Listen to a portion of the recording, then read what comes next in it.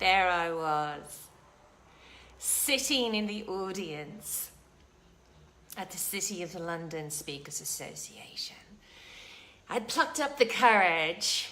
I went along. I'd been meaning to go for ages. And I was very happily sitting there listening to all the other speakers because I'd been told I wouldn't have to speak that day. So I'm sitting in the audience, almost critiquing some of the other speakers, thinking how they could be doing it better. I was a little bit cocky. Speaker after speaker. I was very relaxed, sipping my water, observing it all. And then my name was called. Geraldine McMahon. Ooh. They wanted me to speak. They told me I wouldn't have to speak. Why has my name been called? I could feel my palms clammy and sweaty. My heart was beating, like I could literally hear it and feel it. It felt like it was going to explode from my chest.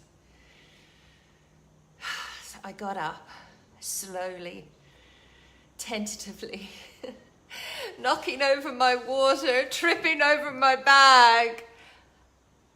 And I walked up. I'd been sitting at the back, so I had quite a walk.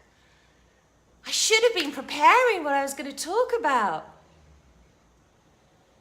Everyone had been given a topic to talk about for 2 minutes. On my way up to the stage, all I could think about was, oh my God, I left my cardigan behind. My security blanket, it was covering my kidneys. I had it wrapped around my waist. Apart from it being my security blanket, I was so not color coordinated. My mind was racing. So, instead of comfortably sitting at the back, looking at the back of everyone else's heads, suddenly I was at the front of the stage and I was looking at all of these faces. My heart, I really didn't think it could beat even faster than it had been, and it was. I could almost hear invisible, imaginative thunder and lightning. Was it my heart or was it the weather? Had that taken a big change for the worst? I looked at all of these faces and I'm sure they were looking at me as if to say, dunce. What's she gonna say? Oh, she's not even color coordinated. I was like crazy monkey mind, reading their minds. I'm sure they weren't saying these things, but I felt like the dunce back at school. I felt not good enough, not pretty enough, not cool enough, not smart enough, just not enough. The topic that I was given to talk about, noise. Noise? I was, still kind of am, one of the noisiest people in the world. I have no problem with noise. But nothing was coming out. Nothing was coming out of my mouth. Nothing was in my head apart from looking at these people and thinking, they just think I'm a loser. They just think, what is she doing here? She doesn't belong. I was thinking I didn't belong.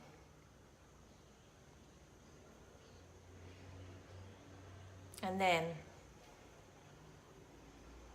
with my heart beating, boiling hot, sweating, clammy hands, like hating being there, hating every moment of it, I finally uttered these words. Noise. Noise. well, there's not a lot of that coming out of my mouth today. And I scurried back to my seat. That was my first experience, professionally speaking. I used that story in a speaking competition a few months later. Actually, let me just tell you about what happened that day. So, unfortunately, I kind of thought, oh my God, that's it, I'm never coming back.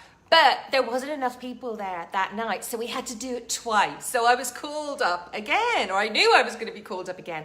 So I sat in that chair, and I visualized myself going up there and speaking, and doing it so confidently, so inspiring, and loving it, like really enjoying it. And guess what? That's what happened. Like just less than 20 minutes later, like massive shift. So a few months later, my speaking association that I did go back to, we were entered in a speaking competition for all the London clubs. And I told that story. I talked about my first experience speaking. And guess what? Not only did I win in my group, but in all of the groups in London that came together for this tournament. So, what I'm here to say to you today is this. If you have a dream, I don't know, maybe you want to be a speaker, maybe you want to be a coach, a teacher, a deep sea diver, a writer, whatever it is. Failure is a part of it. It's a massive part of it. It's your story.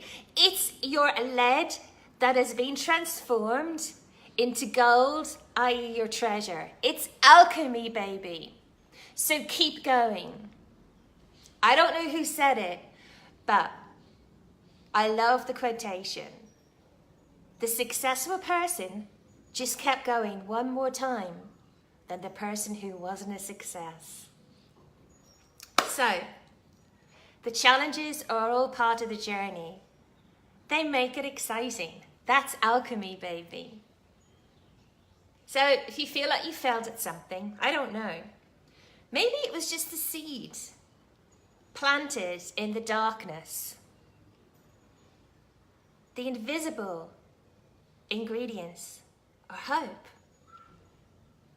allowing, and a little time. And then it can bloom into your soul path. If you want clarity on your soul path, if you want a bit of a boost of inspiration, message me. I'm here to ensure your dreams come true, that you don't lie on your deathbed and have regrets. All right, aloha. I love you loads. Thank you for being here. And yeah, have an amazing weekend. Aloha.